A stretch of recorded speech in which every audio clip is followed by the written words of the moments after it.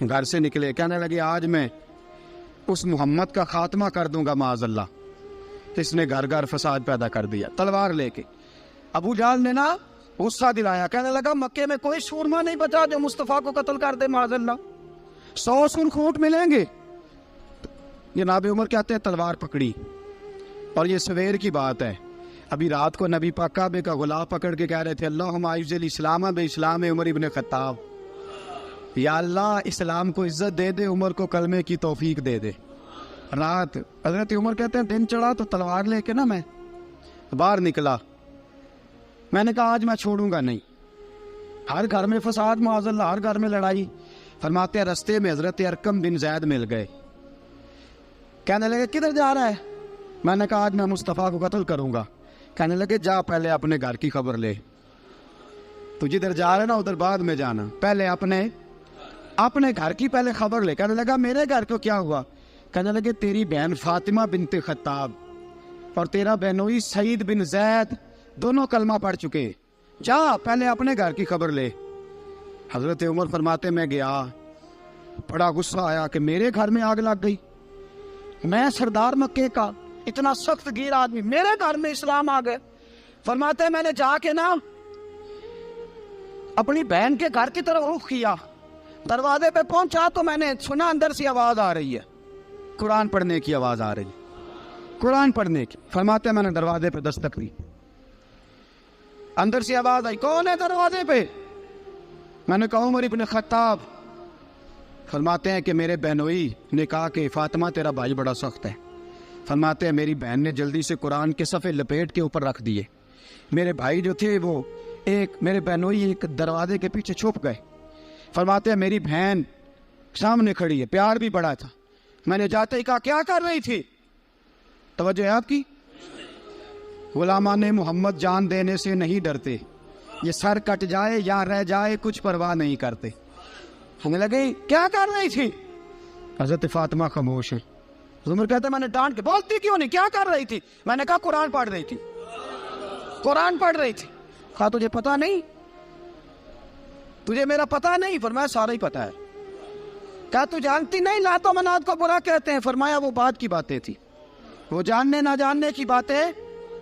دوستو توجہ, حضرت عمر ابن خطاب فرماتے ہیں کہ بہن اس جلال, اس روب, اس اعتماد سے بولتی تھی کہ میں نے ایک تھپڑ مارا بہن کے منہ پہ, میری بہن ادھر جا کے گری.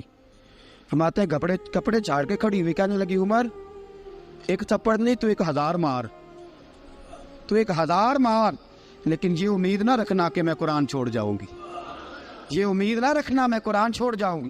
فرماتے ہیں کہ میرے ہاتھ میں تلوار تھی, میں نے دستے کی طرف سے نا, دستے کی سائڈ سے تلوار بہن کو ماری زور زور سے, سر سے خون نکل آیا.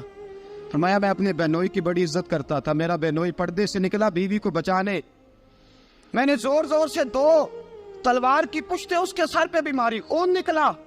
پھر میری بہن آگے ہوئی, پھر مارا.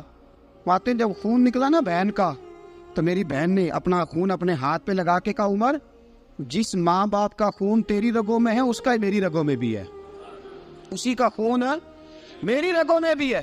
فرمایا عمر جس باپ کی پشت سے تو ہے میں بھی اسی باپ کی پشت سے ہوں, جس ماں کی چھاتیوں سے دودھ تو نے پیا ہے میں نے بھی اسی ماں کی چھاتیوں سے دودھ. توجہ ہے آپ کی؟ میری بات سمجھ میں آ رہی ہے؟ سنیں بات. رسول اکرم صلی اللہ تعالی علیہ وسلم نے فرمایا, حضرت عمر رضی اللہ تعالیٰ عنہ فرماتے ہیں نبی پاک پہ نازل قرآن سنا, تو جب میری بہن نے اس جلال کے ساتھ بات کی نا کہ عمر میں بھی اسی باپ کی بیٹی ہوں, میں بھی اسی باپ کی بیٹی ہوں, میں بھی اسی قبیلے کی ہوں, خبردار تو ترشرو ہو کے گالی 1000 دے, یہ وہ نشہ نہیں جسے ترشی اتار دے. فرمایا تو چارہ کر, ٹیل لگا, لیکن تو مجھے اسلام سے ہٹا سکتا؟ حضرت عمر فرماتے ہیں بہن کا جلال دیکھا تو میں ٹھنڈا ہو گیا, بہن کا جلال دیکھا تو میں نے کہا اچھا مجھے دکھاؤ کیا پڑھ رہی تھی, مجھے دکھاؤ ذرا کیا پڑھ رہی تھی. فرماتے ہیں میری بہن کہنے لگی تو کافر ہے, انما المشرکون نجس, جا پہلے وضو کر کے آ, جا غسل کر کے آ, جا پہلے نئے کپڑے دھلے ہوئے پہن کے آ, پہلے تیار ہو کے آ. حضرت عمر فرماتے ہیں میں تیار ہو کے آیا, میری بہن نے جھولی میں صفحے رکھے, قرآن پڑھے بہن, سنیں بھائی، اللہ تقدیر بدل دیتا ہے. قرآن پڑھے بہن اور سنیں بھائی.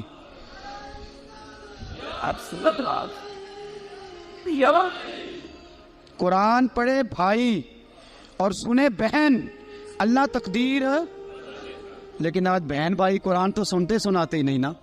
یہ تو رواج ختم ہو گیا نا. وہ قوم جو کل لڑتی تھی ننگی شمشیروں کے ساتھ، وہ آج سینما دیکھنے جاتی ہے اپنی ہمشیروں کے ساتھ. معاذ اللہ، نعوذ باللہ، استغفر اللہ. ہمارا وہ حال نہیں رہا جو تھا.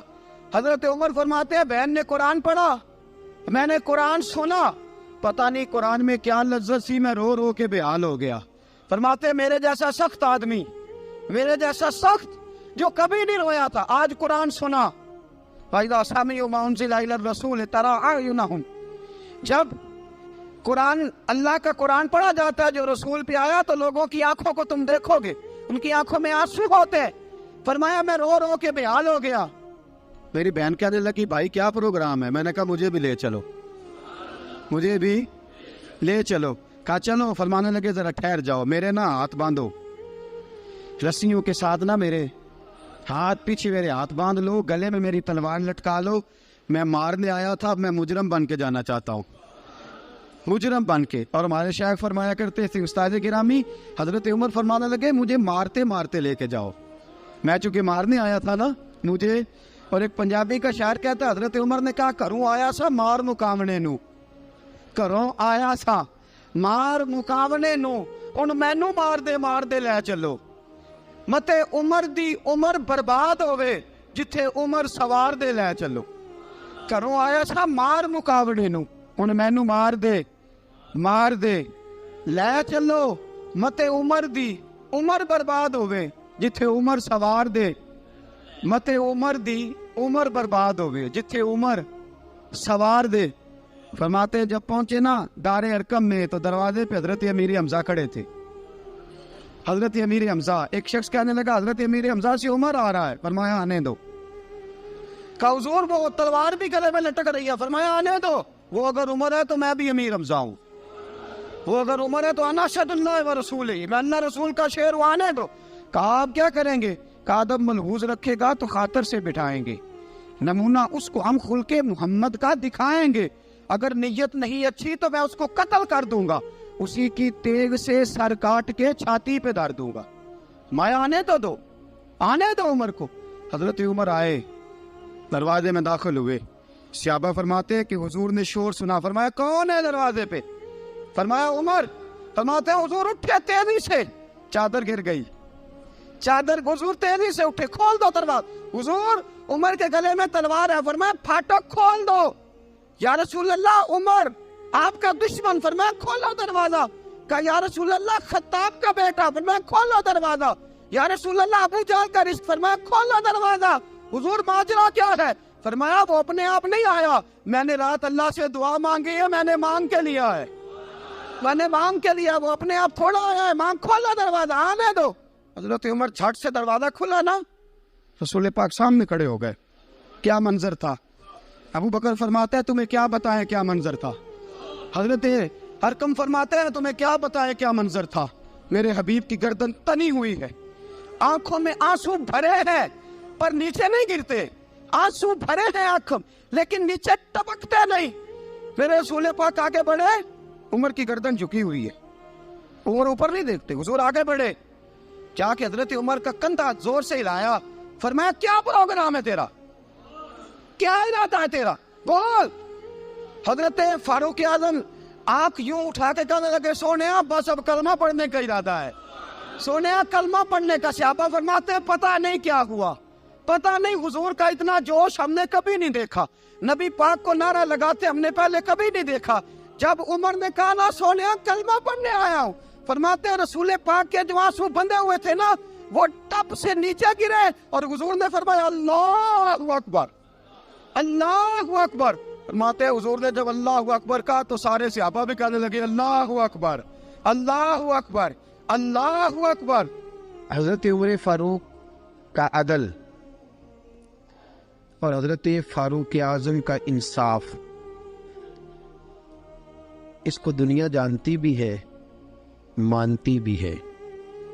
حضرت فاروق اعظم رضی اللہ تعالیٰ عنہ قاضیوں کا تقرر کرتے وقت سب سے زیادہ احتیاط کرتے تھے کہ بندہ کس قسم کا ہے، اس کا مزاج کیا ہے، معاشرے میں اس کا وقار کیسا ہے، اس حساب سے اس کو تقرر کرتے تھے قاضی کے لیے۔ اور کیا حال تھا، حضرت زید بن ثابت رضی اللہ تعالیٰ عنہ کو آپ نے قاضی مقرر کیا، بعد میں معزول کر دیا۔ کیوں آپ نے معزول کیا ہے؟ تو حضرت عمر کہنے لگے اس کی وجہ ہے، ایک دن ایک شخص نے، حضرت ابی بن کعب نے مجھ پر مقدمہ کیا، حضرت عمر پر مقدمہ کر دیا، تو فرماتے ہیں کہ میرے سامنے میں دیکھ رہا تھا، جب میں عدالت میں پہنچا تو زید بن ثابت نے میرا کھڑے ہو کے استقبال کیا، اور جب مدعی آیا ہے تو وہ بیٹھے رہے ہیں۔ تو میں نے کہا کہ جب آپ دونوں میں ملتے وقت انصاف نہیں کر رہے تو فیصلے میں کیسے انصاف کریں گے؟ آپ اس قابل نہیں کہ آپ کو قاضی بنایا جائے، معزول کر دیا۔ اگر میں بحیثیت مجرم، بحیثیت ملزم آیا ہوں، اگر آپ نے میرا کھڑے ہو کے استقبال فرمایا تو پھر مدعی کا تو زیادہ حق بنتا تھا۔